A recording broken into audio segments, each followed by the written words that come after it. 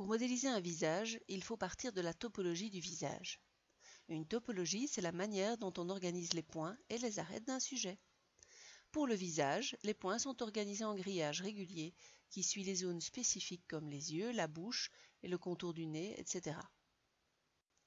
Avant de commencer à modéliser, il faut mettre deux images de fond en background dans Blender. Une image de face dans la vue de face et une image de profil dans la vue de profil, et puis afficher les deux vues côte à côte.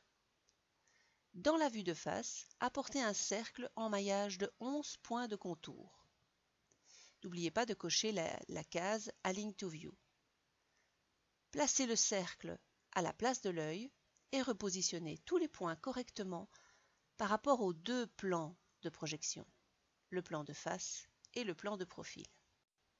Pour commencer dans Blender, je commence par effacer le cube de départ et appeler le menu N. Donc en tapant sur N, j'ai ce menu qui apparaît et dans le bas de ce menu, j'ai la possibilité de mettre une image de fond.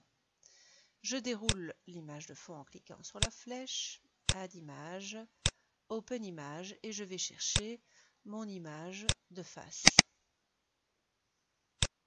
Je le mets affichable sur la vue de face.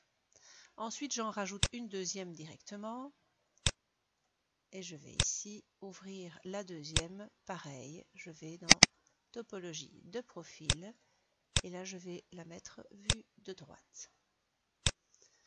Ensuite, je peux faire disparaître ce menu, je n'en ai plus besoin. Je prends ici les petites lignes en oblique et je tire à l'horizontale pour avoir deux fenêtres. Je fais disparaître le menu ici en tapant sur T. Sur l'autre fenêtre, je vais le laisser. Alors, dans cette vue-ci, je vais mettre la vue de face. Donc, je clique dans la vue et je pousse sur 1 pour la vue de face. Si ce visage n'apparaît pas tout de suite, c'est que vous avez le mode perspective. Quand je pousse sur 5, je peux passer du mode perspective au mode orthogonal. Et c'est uniquement dans le mode orthogonal que je peux voir l'image. Ici, je vais mettre la vue de profil en poussant sur 3.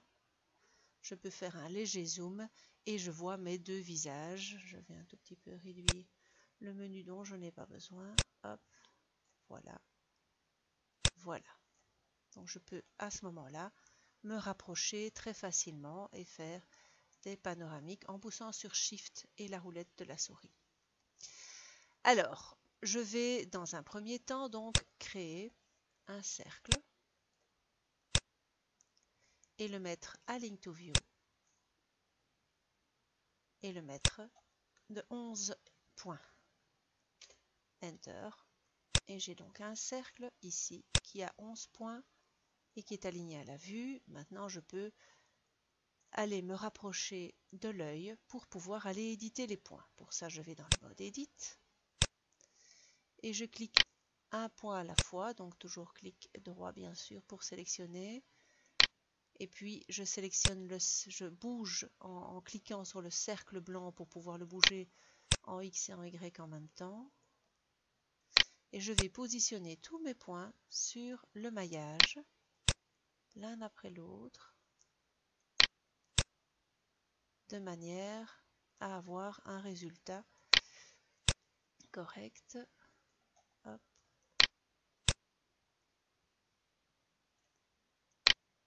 Voilà. Encore un point, ça ne vient pas à un quart de millimètre. Voilà. Donc, de face, quand je sélectionne tout, je vois bien que l'œil est bien positionné. Mais attention, regardez dans la vue de profil, mon œil il se balade même carrément à l'arrière de mon image. Donc, il faut que je la bouge. Donc, pour ça, je prends la petite flèche verte, puisque ici, il va falloir l'avancer à l'endroit de l'œil. Et je fais un zoom très rapproché de l'œil. Alors, dans ce cas-ci, je peux même faire une petite rotation à la limite pour pouvoir le diriger à peu près dans le même sens que l'œil. Et maintenant, je resélectionne. Alors, je peux sélectionner les points ici vus de face. Ce point-là, c'est le coin de l'œil. Donc, je dois le mettre ici dans le coin de l'œil. Je peux un tout petit peu le descendre. En principe, on peut bouger les points en utilisant uniquement la flèche verte de la profondeur. Donc, je prends tous les points et je les sélectionne correctement et je les positionne de manière à ce que ça corresponde à la vue de profil.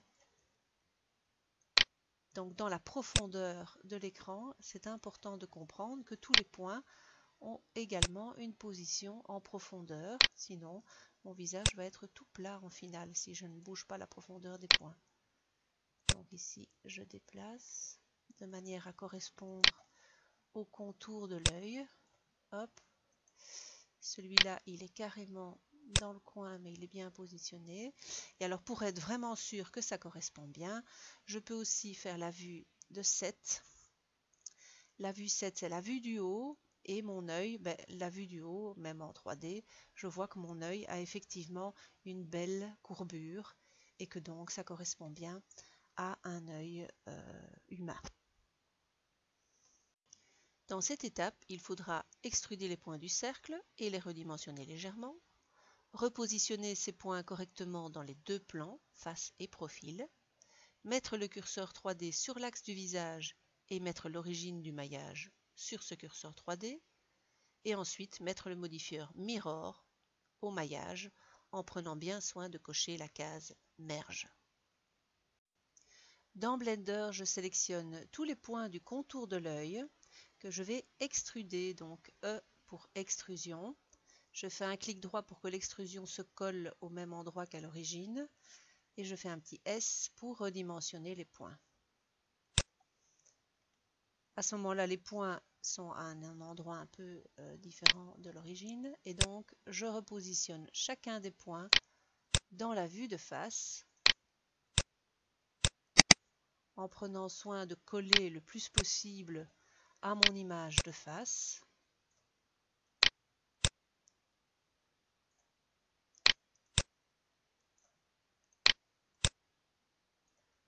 Voilà.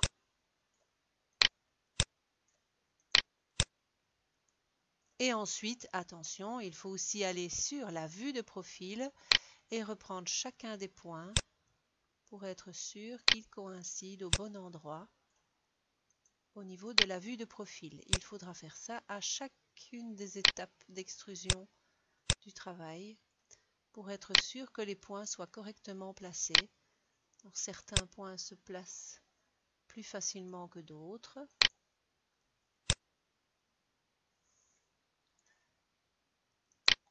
Voilà, et ici ça ressort.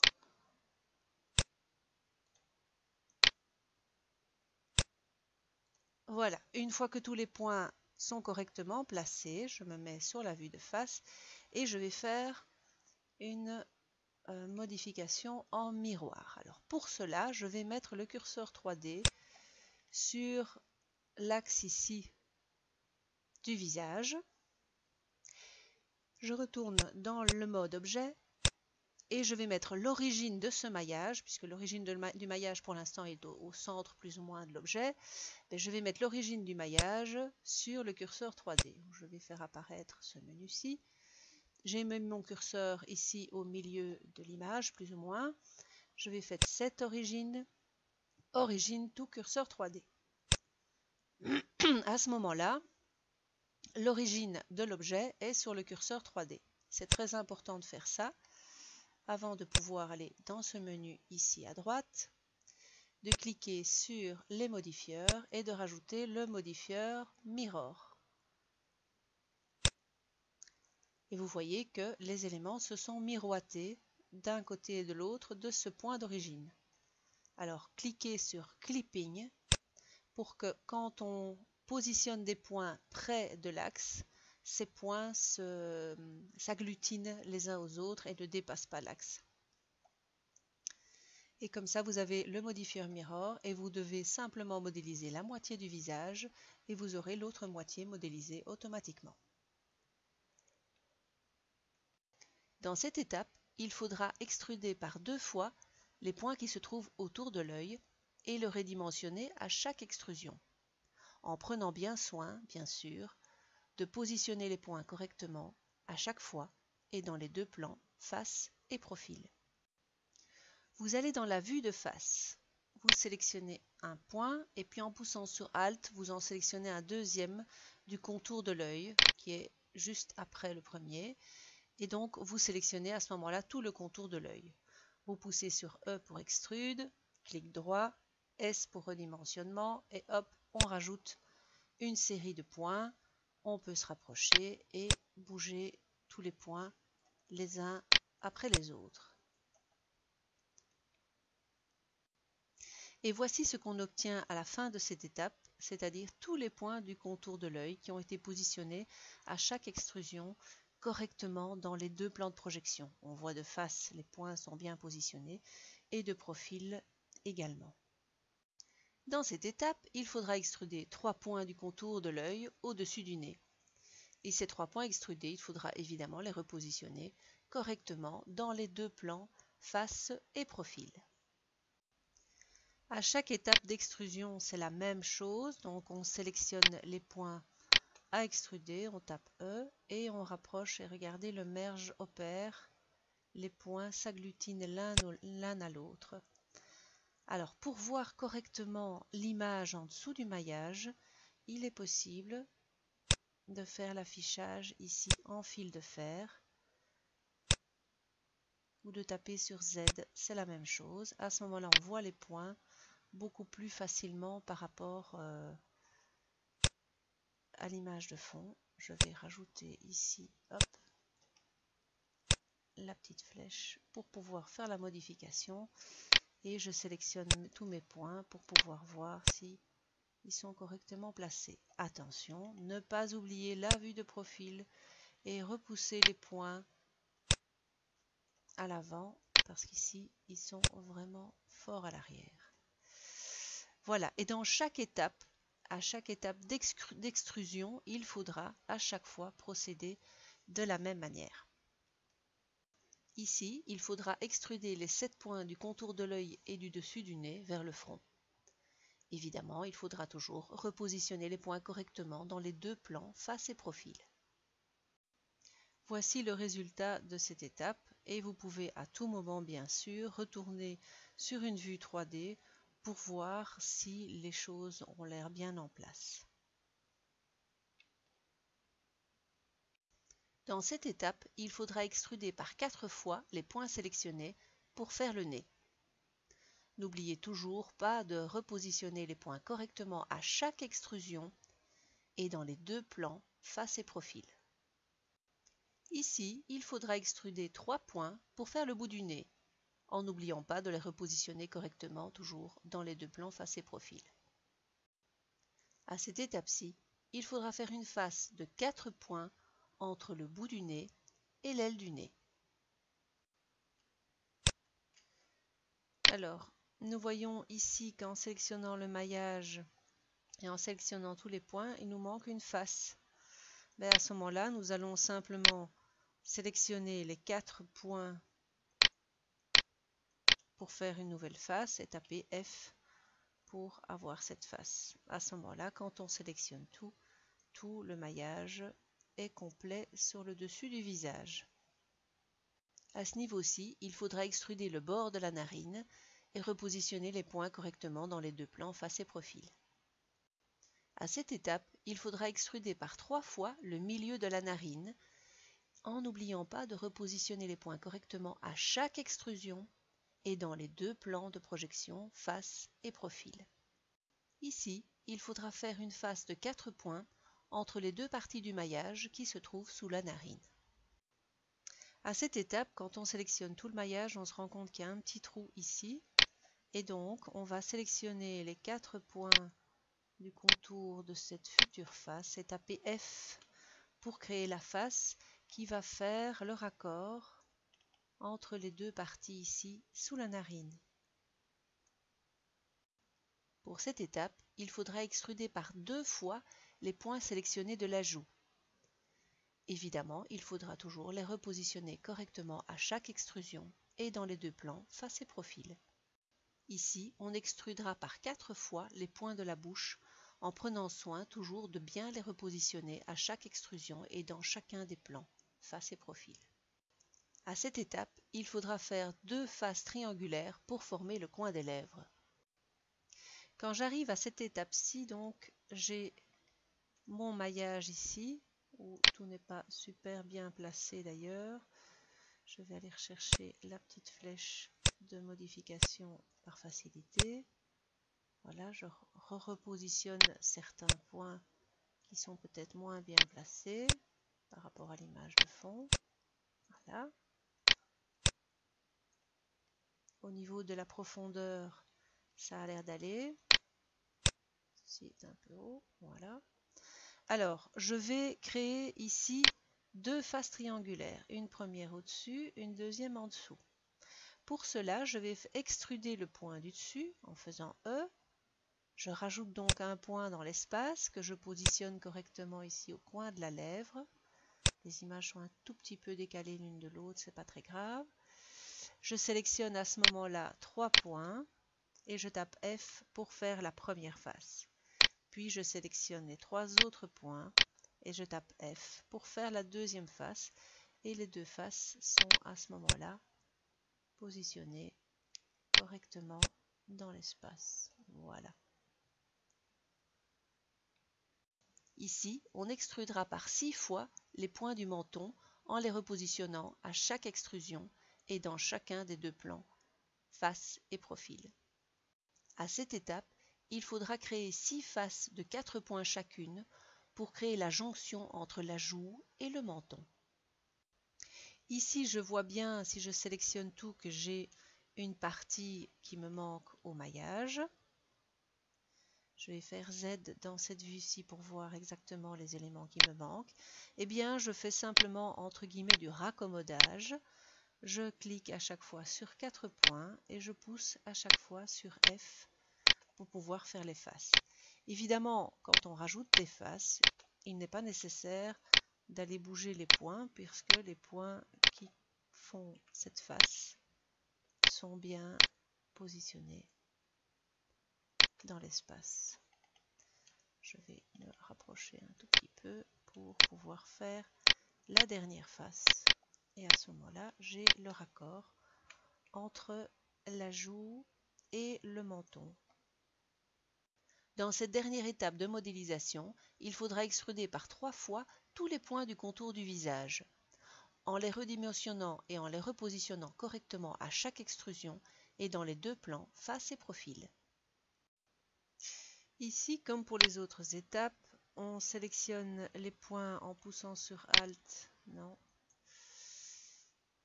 Hop. Voilà.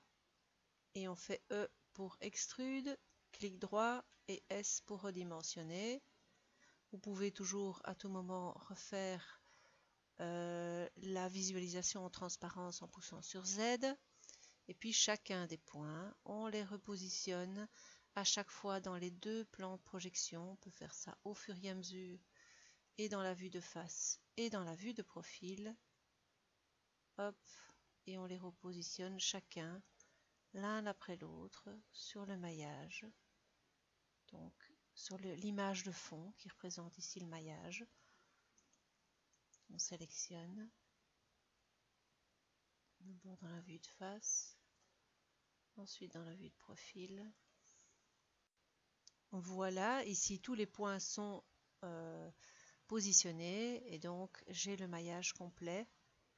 Maintenant, quand je regarde en 3D avec une vue opaque, j'ai ceci. Donc j'ai tout mon personnage, enfin mon visage qui a été modélisé. Et pour finaliser, il faudra faire un modifieur subdivision de surface sur tout le maillage, puis faire un lissage smooth à l'ensemble pour obtenir le résultat final. Voilà donc notre maillage. Maintenant, quand je pousse sur F12, j'ai évidemment placé la caméra au préalable au bon endroit, je vois encore beaucoup trop de saccades au niveau du maillage. Et donc, je vais lui rajouter un modifieur subdivision de surface. Pour cela, je vais sélectionner le maillage, aller dans la petite clé à molette et rajouter le modifieur subdivision de surface et rajouter 2 à la vue. Alors, pour être tout à fait parfait, parce qu'ici, quand je pousse sur F12, je vois encore beaucoup les petites facettes, je vais sortir du mode rendu, aller dans le menu T et rajouter en plus le smooth pour pouvoir tout à fait adoucir ce visage. Je retire le menu T, je repousse sous F12 et maintenant mon rendu est absolument nickel et mon résultat est tout à fait correct. Maintenant vous avez donc deux modifieurs, un modifieur mirror et un modifieur subdivision de surface. Si vous appliquez le modifieur mirror, à ce moment-là, l'effet miroir n'aura plus acte et donc vous pourrez déformer le visage indépendamment de la gauche et la droite. C'est possible de le faire, mais ce n'est pas obligatoire. Si vous voulez un visage symétrique, vous pouvez laisser le modifieur sans l'appliquer. Et la subdivision de surface, tant qu'on ne l'applique pas, le fichier est relativement léger. Mais si on l'applique, forcément, Blender va rajouter des surfaces et donc ce fichier va être beaucoup plus lourd et avoir beaucoup plus de facettes forcément. Voilà.